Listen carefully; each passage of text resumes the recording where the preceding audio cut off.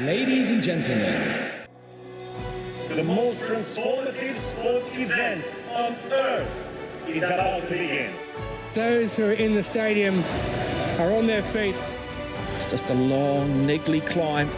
Because it is desperation now. And there it is. Gold! What a result!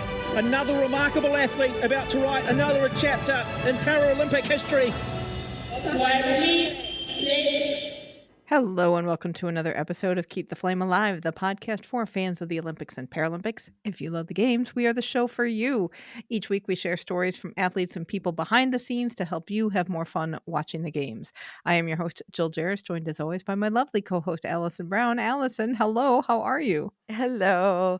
I just realized something as I was listening to our intro that is going to greatly affect the events I will attend in Paris. And that is... I forgot that the sneaker squeaky sound on the gym floor is like nails on a chalkboard for me. Oh. I don't think I'll be seeing much basketball and possibly not a lot of indoor volleyball either. We'll have to see. We'll have to see what that Gere floor court is like. Maybe it's quieter. Yeah. And that's not really even squeaking. That's a whistle. I had to find a better because it's goalball. So she's whistling quiet, please. No, at the end, that sounds Yeah, that's goalball. Is it? It's a whistle. And I couldn't find a really good one quickly. So I have to go back in and look for goalball. Or listeners, if you are watching goalball on repeat, please let me know where there is a good quiet, please. And I will pull it out. Because there were really good ones. And I just could never, like, you got to watch a lot of goalball to find a good. I kept going to the finals for that quiet, please, woman. Quiet. Well, you know what sound I do like? Horses. No, seriously. And I'm not just giving you a segue. I really do. I do love, I was never a horse girl, but I do love them. You just leave me in Versailles for the whole Paralympics and Olympics, and I will be fine. Me and Princess Anne.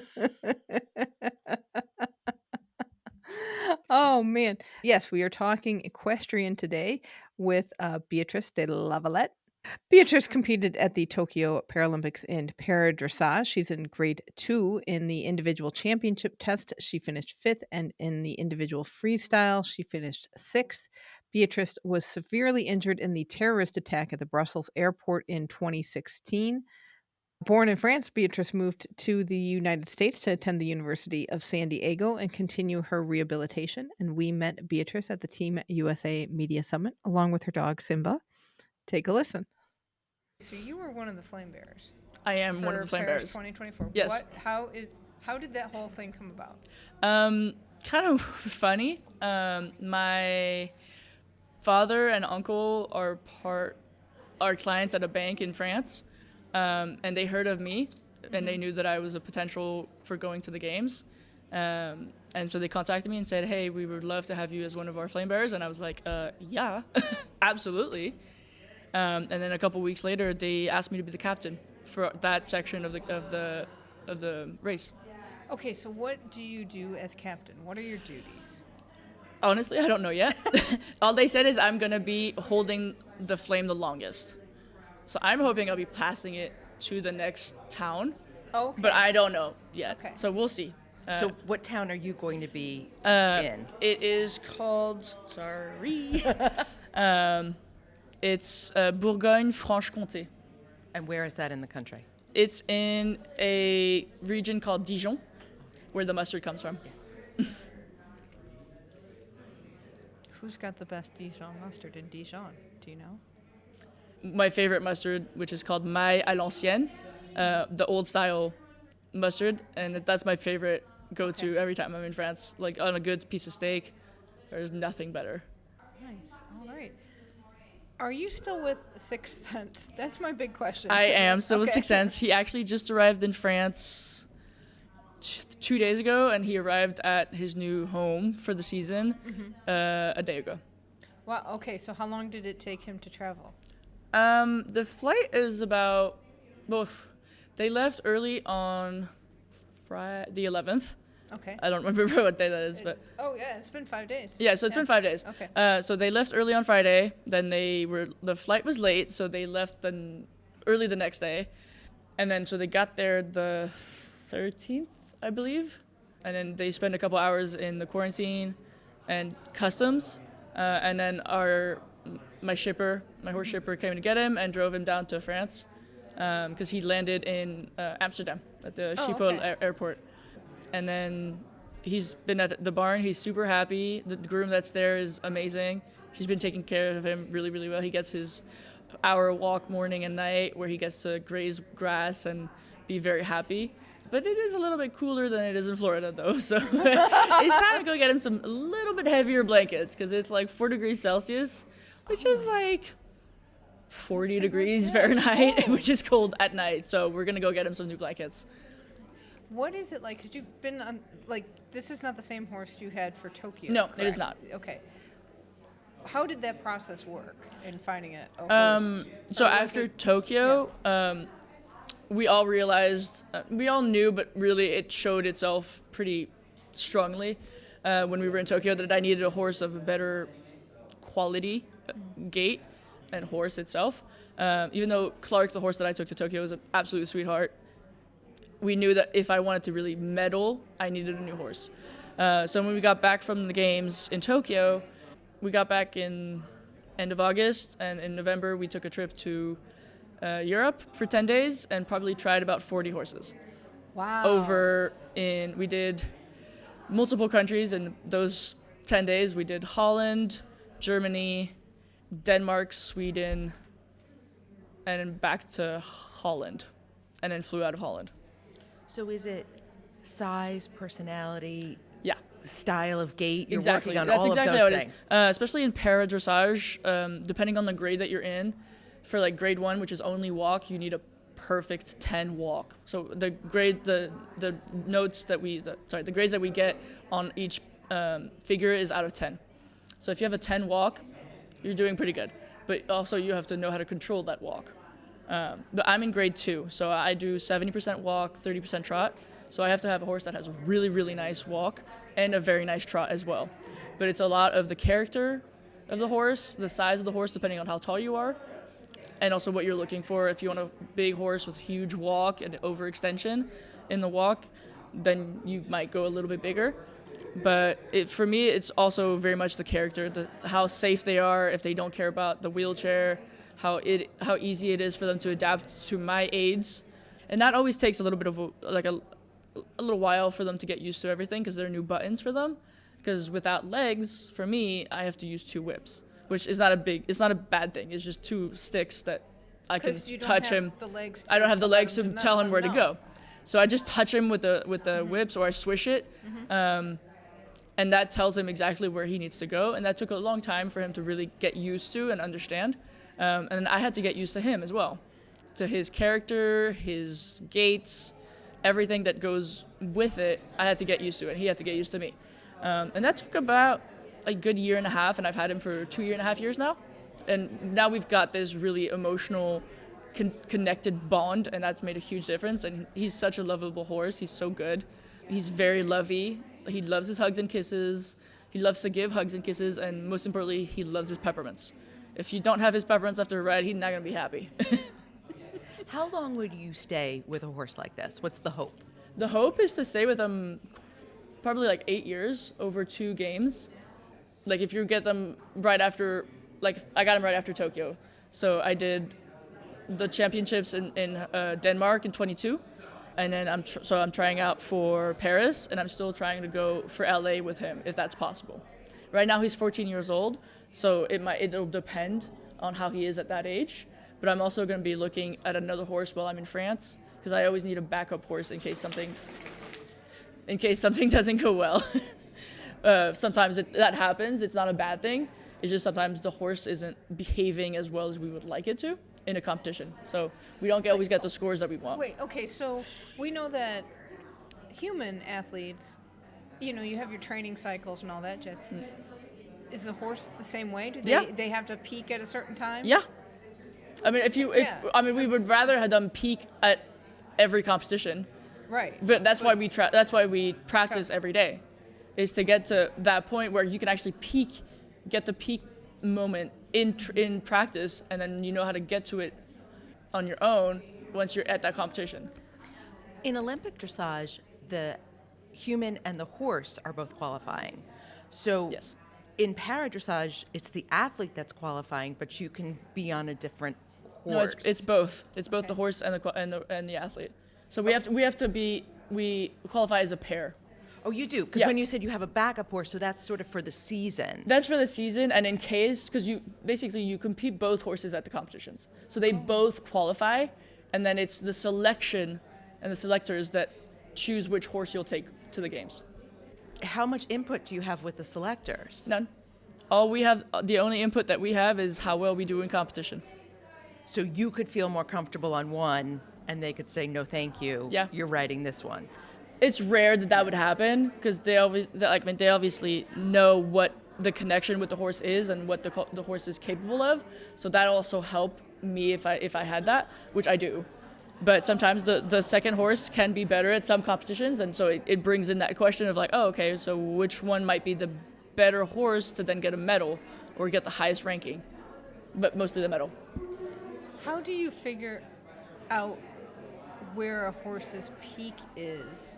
Or, I mean, because, like, you can talk, Yeah, and they can't. So how do you know when they're having, You feel you it. could feel a bad day. you can feel it. You can really feel Okay. it. You can feel it in the way they're walking, trotting. If you can tell that they're stiff, like if their back is a little stiff or their neck is stiff, you can tell because it's harder for them to bend, move their back and stuff like that. So you can actually tell very easily if a horse is having an off day. When you're putting together the figures and the freestyle especially, knowing the Paralympics is coming, how are you putting that together versus an ordinary season program? It's a lot more work because you really want the music and the the music is very important because it's part of our grade, artistic grade. And then we have the artistic and the technical difficulty, which we don't technically have anymore, but we sort of do as well. But it's like you can add difficulty in and it won't be counted, but the judges still see it and it'll be added into your score. What's your music? Ooh, I went with old French music. Yeah, Get the because crowd it's my involved. homage to my heritage and to the country, especially being born there and living there for most of my life.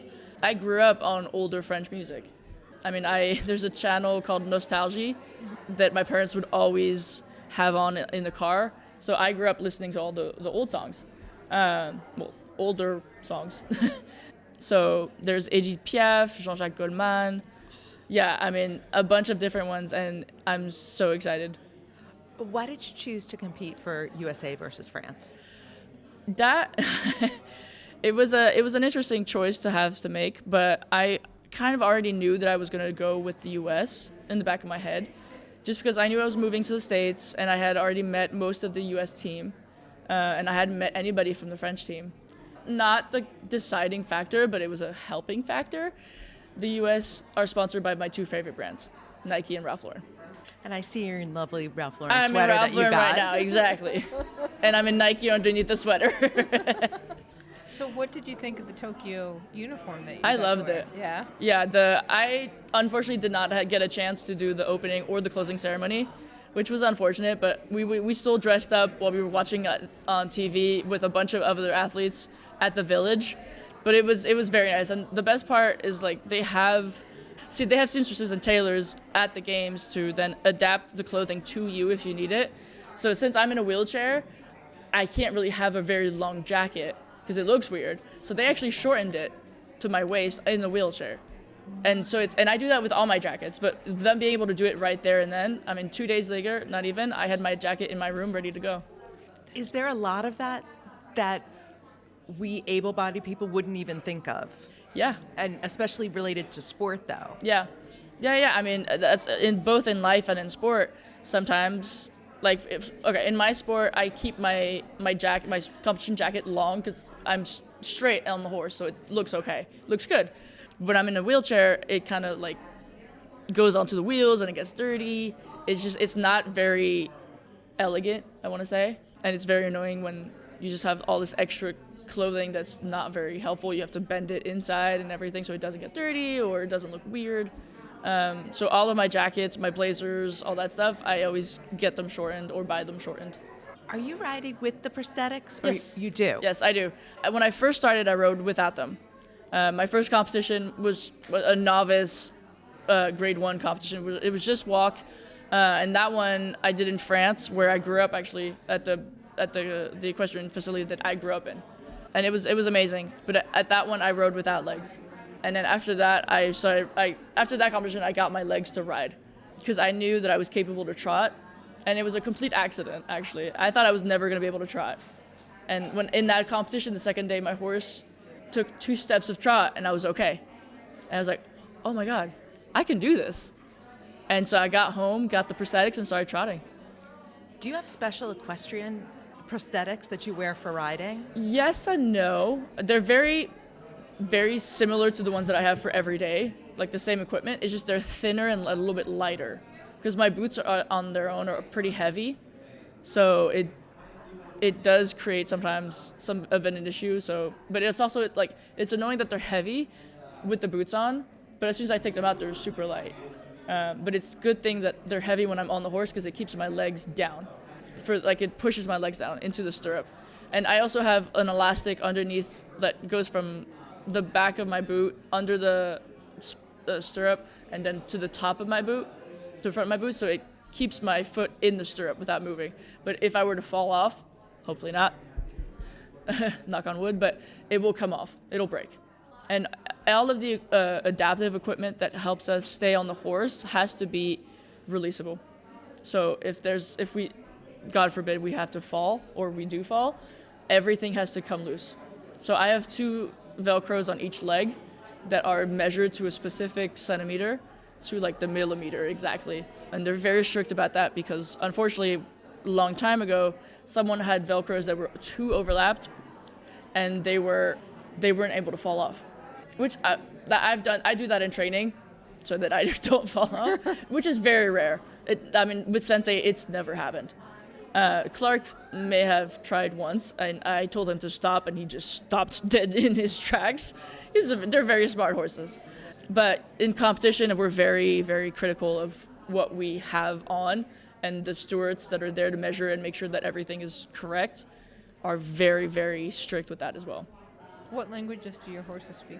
English. Yes. Yeah, being in the States and training in English, and a lot of the trainers in Europe all speak English, because they deal with international clients, and English is the international language. So sometimes they do train them in English, even overseas. Because the horse may end up... Yeah, the horse may end up anywhere in the world, sometimes in English-speaking countries. But they adapt very well. What was it like to adapt to para dressage versus how different are the two, or is able-bodied from para? At the beginning, it's very different. I had to learn how to ride in a completely new way, because I've been riding my whole life from the age of 3 all the way to, at that point, 17, and then now I'm 25, and I've had to learn a complete different way of riding. But over the years, I've been able to bring it back to the original, almost able body, without having the legs or the support in the legs where I don't have any feeling or movement. So over the years, as you get better and you practice, and obviously you get better as you practice, but it's been 7 years now that I've been riding after the accident, and I've been able to really get my position on the horse and how I work the horse almost to an able-bodied level. When you're riding, does a horse respond better to touch on their sides? Yes. And that's why this, okay. Yes. Versus the Yeah, reins, we don't, okay. and especially we don't want to use the reins too much, because we don't want the bit to move so much in the mouth where they would drop it.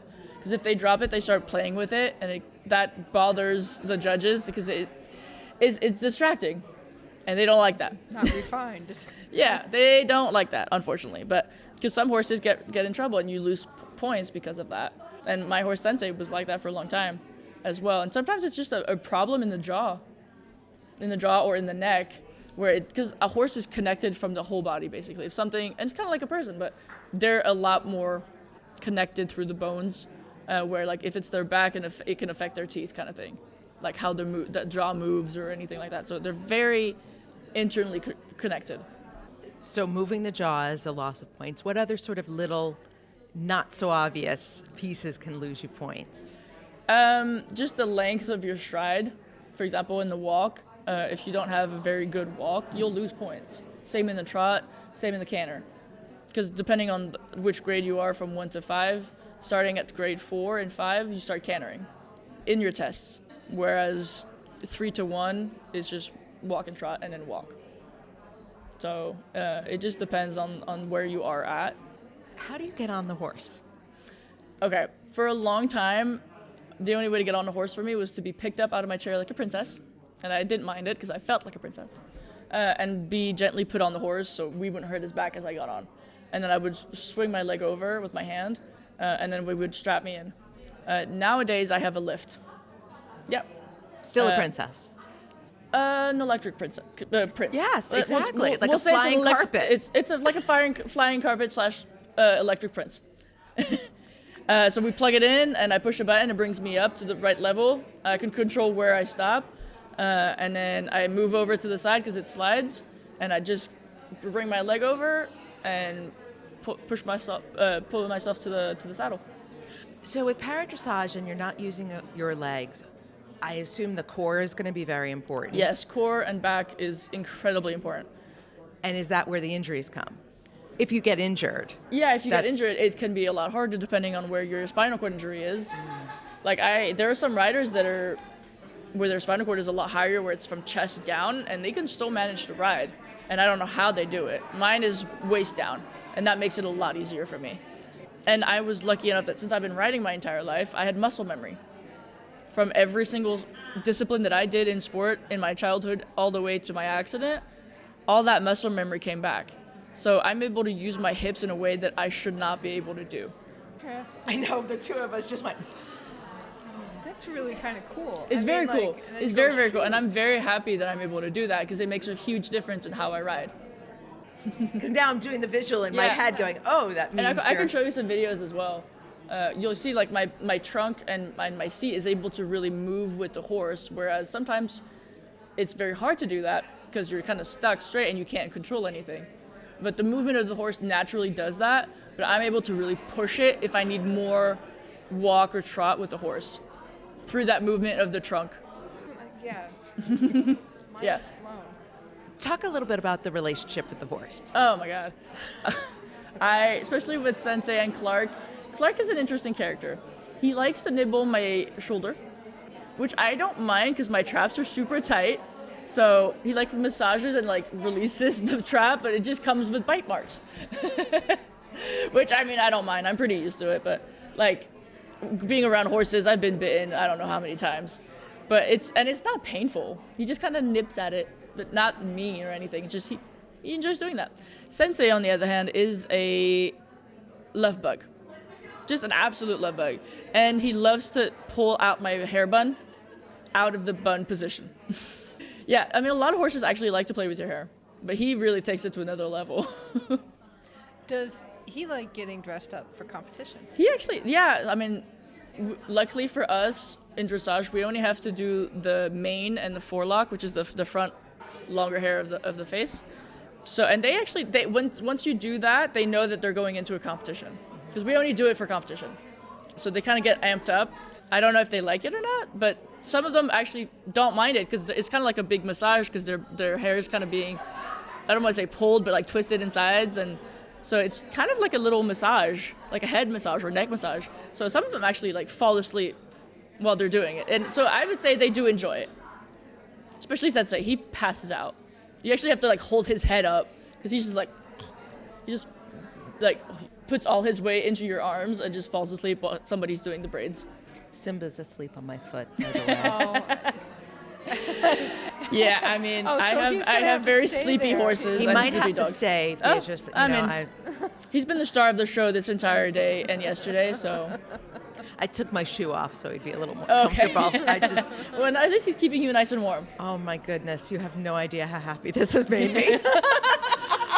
I mean, I totally get it. Like, a lot of people can't take their dogs everywhere, especially coming to work events like this. So people have, like, especially yesterday, were like, I haven't seen my dog in 24 days, and they're like, are you sure it hasn't been like 24 hours? They're like, yeah, but it feels like 24 days.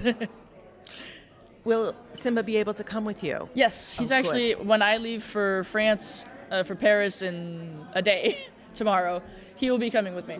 And he will most likely be with me at the games. Will he be able to be a torchbearer with you? Sorry? Will he come along on the torch? That's what I'm hoping, yes. Because, in Tokyo, they restricted the amount of dogs because it was a lot more work.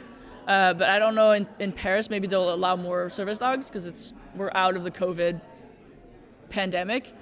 So I'm hoping, but we'll see. Well, we have spoken to a couple other Paralympians who have service dogs, and we know the service dog can't come to the venue. I don't know, that's the thing. Okay, in the past. It depends on the venue. In the past, they haven't, and I've been a strong advocate for doggy play dates when they can't come with. Oh, I would love that.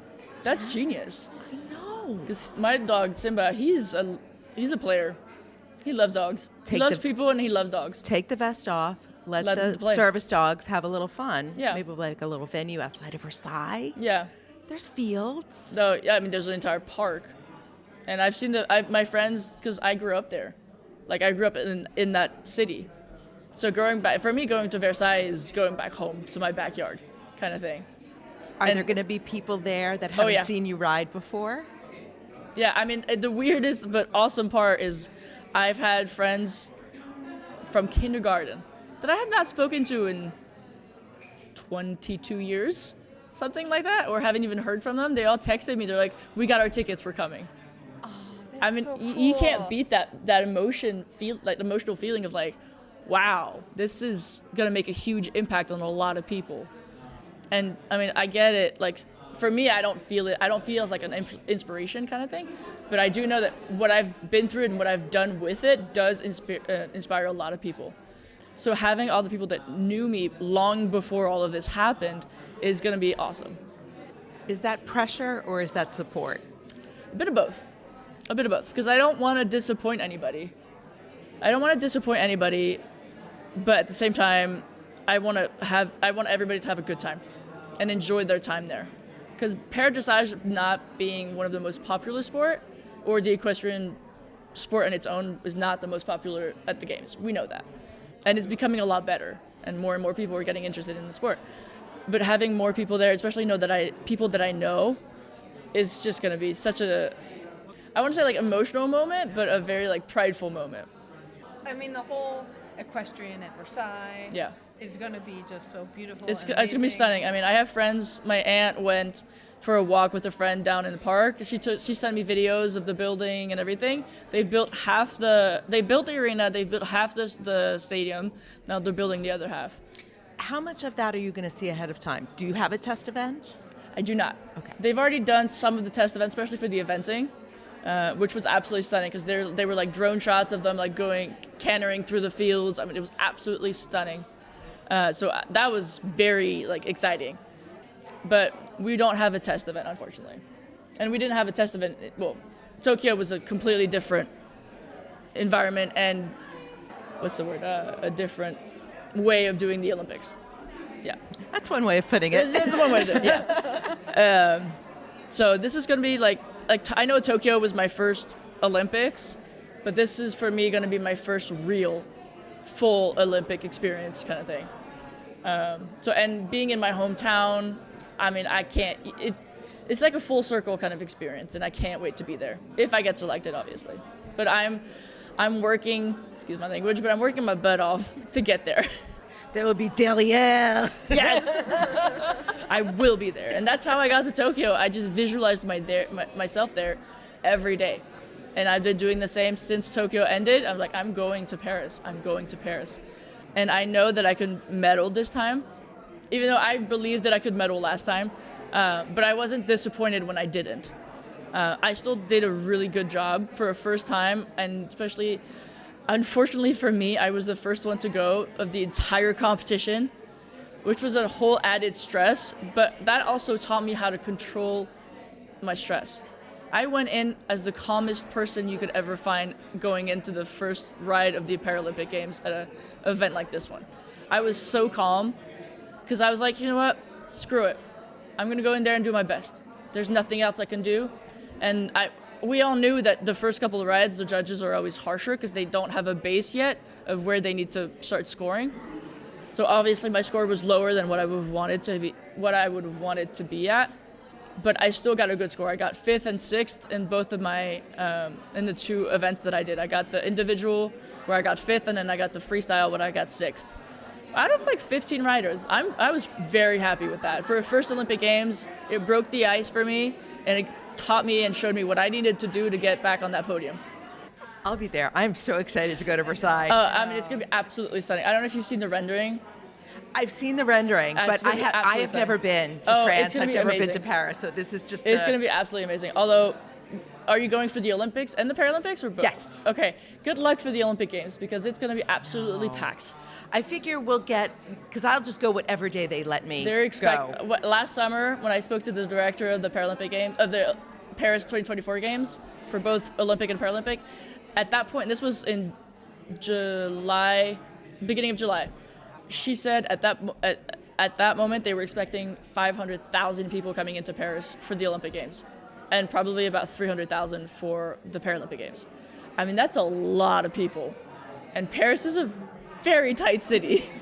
So, and I mean, transportation is going to have to be on point, that's for sure, because people are going to want to get to the right venues on time to see the sport that they want to see, and the event specifically that they want to see. So it's gonna be an interesting summer, but I'm really excited to see where it goes, and I'm really excited to hopefully get selected and be there.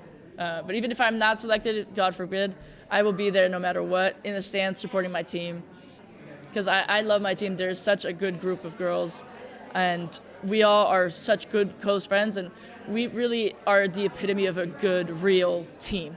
We care about each other like we're family. And if something goes wrong for somebody else, one of the team members, we are there for them. And there's nothing better than that feeling in the world. I'm sorry. The better feeling is that Simba's still on your foot.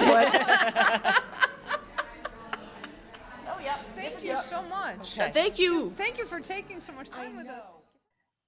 Thank you so much, Beatrice. You can follow Beatrice at her website, beaparaathlete.org, and her Instagram is BeatriceLDL.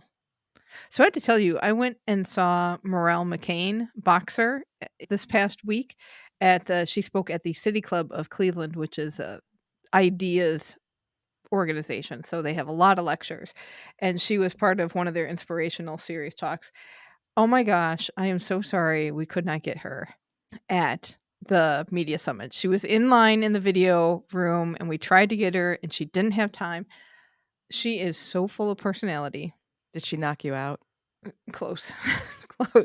But luckily the City Club has video of her discussion online, so we'll put a link to that in the show notes. I also got to ask a question during the Q&A because I wanted to know how her financial situation stacks up, because boxers are not well paid when they're amateurs, and she said that she has done Uber Eats and DoorDash to make ends meet.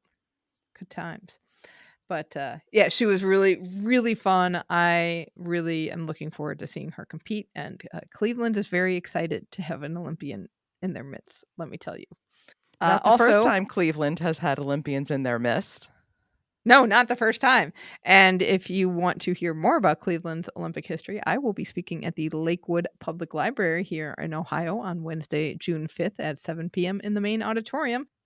I'm going to tell some of the stories of some of the maybe not so well known or maybe forgotten Olympians. We're really big on Jesse Owens here and Harrison Dillard. But there are some, and some Shukflastanis, that don't get talked about as much. So we're going to shed some light on those. It's going to be a lot of fun. I am so excited about my research, and I cannot wait to share it with people.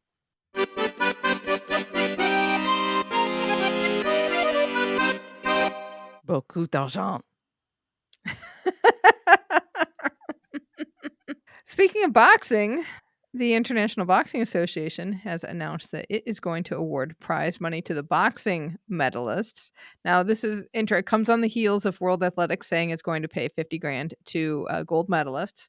Boxing is going to pay $100,000 to gold medalists, $50,000 to silver, $25,000 to bronze, but that money gets split with their international federations and coaches. So for the gold, that's $50,000 to the athlete, $25,000 to the federation, $25,000 to their coach. They are giving away a total of $3.1 million in prize money to 100 plus boxers. They also said fourth and fifth places will receive $10,000. Now, as But you wait, IBA's not running the tournament, are they? no, they are not. They are no longer recognized by the International Olympic Committee, so you can imagine that they are none too pleased about this development. For a second, I was in the parallel universe and I'm thinking, am I that out of the loop that the IBA is back in the IOC fold?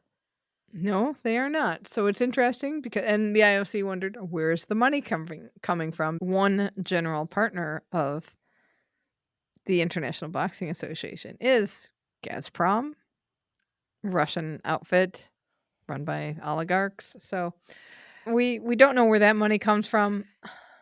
We know where the money comes from, well, okay.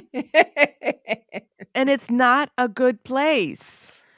So this is tough because, of course, I'm sure the athletes don't want to deal with anything at the federation level just because it's so complicated and they just got to put a lot of energy into their sport.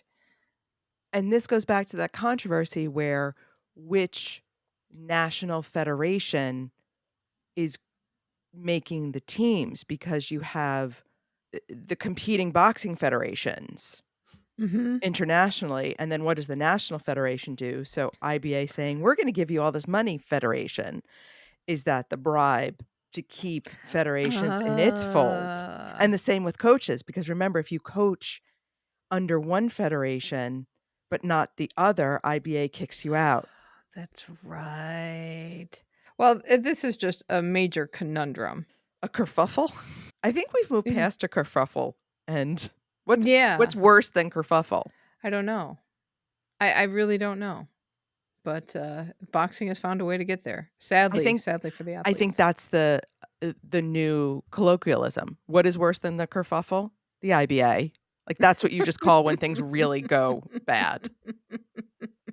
Oh boy, oh boy. Speaking of Russians and things going bad. Jeez Louise. The Microsoft Threat Analysis Center has released a report on Russia's campaigns to influence the games. Ideally, they want to hurt the IOC's reputation and create the expectation that violence will break out in Paris during the games. So this includes the promotion of an anti-IOC film called Olympics Has Fallen that uses AI-generated audio to impersonate Tom Cruise.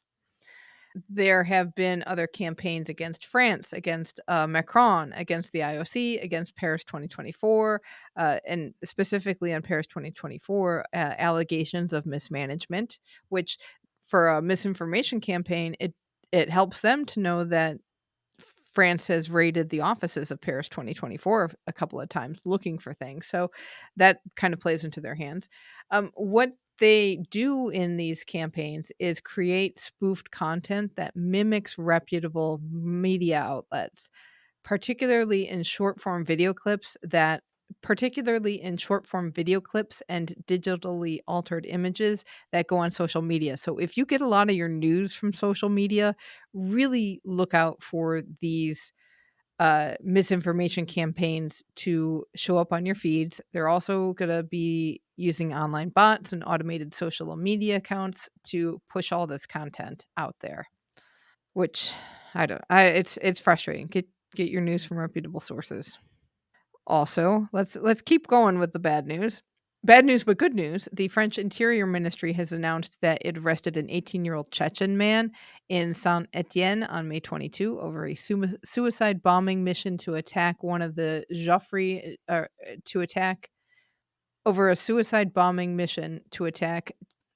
Geoffrey Guichard Stadium that's going to host football during the games. So this was an Islamist extremist derived plan. That's where that stems from. So we've got attacks coming from all fronts. And again, we've had this. This is nothing new. It's just taken to the next level. Because remember how the Pyeongchang opening ceremonies is almost taken down by hacking? I do. And certainly we've had terrorist attack at the Olympics for decades. That's Yes. nothing new. And other major events. I mean, not just the Olympics and the Paralympics, but any major event, the risk of suicide bombers and terrorist attacks, it's there. I mean, this is why that Sen plan has hit so many roadblocks because everyone is afraid, and rightfully so. So knock on wood. Uh, Props to the authorities for working overtime to highlight these things and investigate all the threats. So just Do you have any good news for me, Jill, I for do have Paris? good news. The Brussels Times is reporting that Paris has begun sharing the free tickets for the opening ceremony. So the first wave of invitations has gone out and it's going out by email. So they're giving access codes over subscription rates stand at 30%. So once duplicate requests and cancellations are analyzed, a second wave of access codes will come out. Then they're going to have a third in early July. So they're targeting families from underprivileged areas with low incomes, young people, sports movements, and people who have helped organize the Olympics, including city workers and traders. So those are really who's looking to get the free tickets. Hopefully that will go smoothly as well. Remember how the booksellers don't want to move? The booksellers Yes. along the side that reduced capacity by about 80,000 seats. That's a lot of seats. It's a lot of seats. I would expect that also it wasn't just that the booksellers their space themselves, but Mhm. because they couldn't secure that site, that whole area just got shut down. I'm very curious to see what that will look like for the opening ceremonies. If would they even be allowed to remain open? I mean, would if you were a bookseller, would you think, "Oh, I can keep open during the open ceremonies. I will have a crowd around me." No way, they're not gonna allow them to stay. I mean, they may let them stay there, but stay open during the ceremonies, I can't imagine just what we were talking about security-wise, there's no way that whole area's gotta be just locked down. Slightly better news? I don't know. Th This is so frustrating, but it's good and heartfelt in a way, and I will be excited to see this. 10 Olympians will receive their allocated 10 Olympians will receive their reallocated Olympic medals at Champions Park during the Olympic Games in Paris 2024. These are medal reallocations that go all the way back to Sydney 2000, almost 25 years ago, where Beverly McDonald from Jamaica will get the bronze medal for the 200 meter. Then Chelsea Hammond Ross from Jamaica will get the bronze for the women's long jump from Beijing 2008. We have several medalists from London 2012 that will be reallocated. Men's weightlifting 85K, that will go to Tariq Yea Fouad Abdelazam from Egypt. The men's high jump reallocation will be gold to Eric Kennard from the US and silver to Derek Drouin from Canada. Bronze also in weightlifting, the men's plus 105 kilograms will go to Sangwen Jeon from Korea. And then in women's athletics, 1500 meter, bronze will go to Abebe Aragrawi from Ethiopia. And the whole podium from the 400 meter hurdles will be brand new. It's Lashinda Demus from the US, Susanna Henyova from Czechia, and the country's even changed its I name. was in my brain, I'm like, "Oh, which version? Was this the Czech Republic? Was this Czechoslovakia?" I mean, it feels that way, right? Right? And bronze will go to Khalees Spencer from Jamaica. Well, fantastic, they're gonna get their moment. I'm glad that they're doing it this way. One, to give these athletes their moments even 25 years later, and to highlight the importance of clean athletes. Yes, and it will be at an Olympics, which is helpful. It won't be at the stadiums. A lot of that came because there wasn't enough time to get all these medal ceremonies in and done right. But they at least get a moment in the park and get to celebrate the way other Olympians will be feted this summer. And given all the problems and controversies surrounding WADA right now. I think highlighting athletes that have had to wait and got screwed over because of other people's misdeeds is incredibly important right now. Exactly. And I know that some of the athletes are having GoFundMe's to help get their families over so that the whole family can celebrate. Because you want your family there, and especially if the families went over to watch and were able to watch the competitions in person the first time, and then they can't come over now and see it. That would be a little bit of a bummer. But Oh, and hey, would this be we need to get Terrence Burns on the phone. Would this be an amazing sponsorship opportunity for somebody to right, like take all these Jamaican athletes right. and their families over? Or, because there's a bunch of countries here that I'm seeing repeated to Mhm. do, all these clean athletes are getting their moment and we, whatever company, are making sure that that happens. And I'm sure Puffs is sold in all of those places because who's gonna cry more than mom and dad? You and I. All right. If you are going to Paris, we have some more exhibits to check out. Listener Charlotte has reported that at the Pantheon in Paris, there's an exhibit called Paralympic Stories from Sporting Integration to Social Inclusion, 1948 to 2024. That's going on from June 11th through September 29th. And that's going to be part of the Cultural Olympiad as well. Also, if you are in Australia, at the National Museum of Australia in Canberra, will be an Olympic urban sports exhibit called Riding the Olympic Wave Breakthrough Sports. It's going to showcase 3x3, BMX freestyle, breaking, skateboarding, sport climbing, and surfing. And that exhibit is on until September 30th and is free. So, Olympics everywhere. Welcome to TKFLASTAN. It is the time of the show where we check in with our team, Keep the Flame Alive. These are past guests and listeners of the show who make up a citizenship of our very own country, TKFLASTAN. Lots of events this weekend. At the World Aquatics Artistic Swimming World Cup event in Markham, Ontario, Jacqueline Simoneau won gold in solo technical and silvers in solo free, duet technical, and duet free. And Canada took the bronze in the team acrobatic and silvers in team technical and team free. And keeping it in Canada, race walker Evan Dunphy got 2 more Canadian records over the weekend. He now holds the record for the 3-kilometer walk and the 5-kilometer walk. Next up is Paris for him. The Katie Moon Pole Vault Classic will be this Saturday, June 8th, 3 to 6 at Olmsted Falls High School in Ohio. Tickets are free, but you need to register. We'll have a link to that in the show notes. And the event may be live streamed on FlowTrack. A number of big names in U.S. pole vaulting will compete, including Katie and 2020 Olympian Morgan Lelou Romero. Former BMX cyclist Connor Fields has joined the NBC commentating team, and he will be doing BMX racing and freestyle. And I am very hopeful that he will bring actual knowledge to the freestyle competition. I tried to say that very diplomatically. Why? On Twitter. I already said awful things about Russia. I mean, please, the diplomacy has gone out the window about 5 years ago on this show. And superfan Sarah and listener Meredith were at the U.S. Gymnastics Championships together.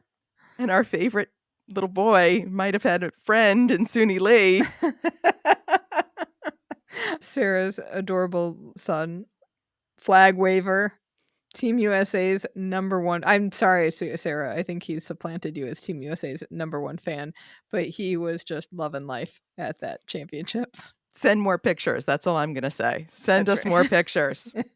And you know what, listeners, send us pictures of any event that you go to this summer. There's so many trials going on and events. We want to see what you're doing and what you get to see in person. Exactly. And if you saw on Instagram, I threw up a story because I went to dinner at a random restaurant and found Olympic memorabilia. So like it's Olympics everywhere. Wherever you go, it seems like they pop out at you. So whatever you find, let us know. We love to see that kind of stuff.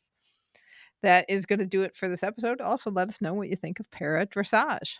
You can find us on X, YouTube, and Instagram at Flame Alive Pod. Send us an email at flamealivepod@gmail.com.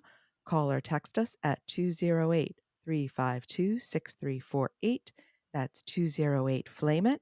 You can chat with us and other fans on our Facebook group, Keep the Flame Alive Podcast, and sign up for our weekly newsletter with even more Olympic and Paralympic info for you at our website, flamealivepod.com. On Thursday, we will have team sports from the Team USA Media Summit. There's going to be soccer. I believe there's some rugby sevens, the entire US 3x3 team, and field hockey. And we're going to warn you about field hockey. We had just talked to Gerflor, so I was all in surface mode, and it was a little overwhelming to our field hockey Shuklistanis. So be on the lookout for that. Thank you so much for listening, and until next time, keep the flame alive.